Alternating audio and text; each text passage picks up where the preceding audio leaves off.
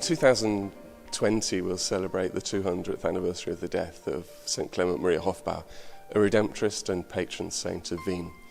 Today we're standing in the St. Ursula church that was the church of the Ursuline sisters. He was their confessor. And here in the church every Sunday came many people to hear him preach. He was renowned as a great preacher, and then afterwards they'd want for hours to talk with him or for him to hear their confession. But he didn't stay just in the church. He was also spent a lot of time going through the city, visiting the poorer people in Vienna, helping them or hearing their confession or anointing them as they were dying. In this little chapel, St. Clement used to hear the confessions of the sisters behind us. We see the grill and the sisters would be on the other side. We see it displayed in the picture here. But also many other people would come here to see him every day, to speak to him. We might say today for spiritual direction, but also if they wanted him to hear their confession.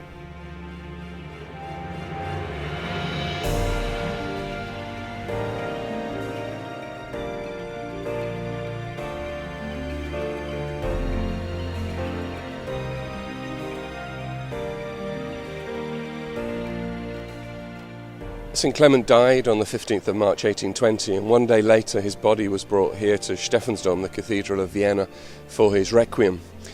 At the end of the Mass, as his body was being carried out, the huge doors at the back of the church were opened. Normally they never opened, and it was seen really as a great sign of honour that they were opened for him. But there were so many people here that it was also quite necessary.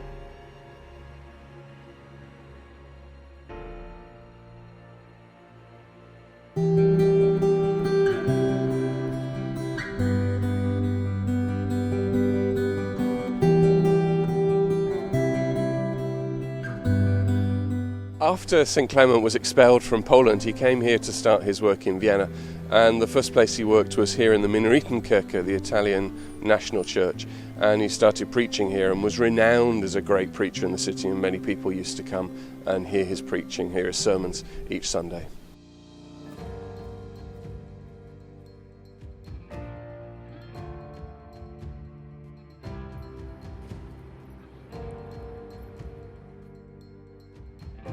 St. Clement said that we should preach the gospel always anew, and as Redemptorists we've taken that to heart, and very much we know that the content of the gospel stays the same, but we always need to find new ways of preaching the gospel, and we're thankful that Clement's given us that inspiration, always to find new ways to be able to proclaim God's love to people throughout the world. St. Clement never lived here in Mariamgestade, and it was only a month after his death that the Redemptorists were given this church by the Emperor Francis I.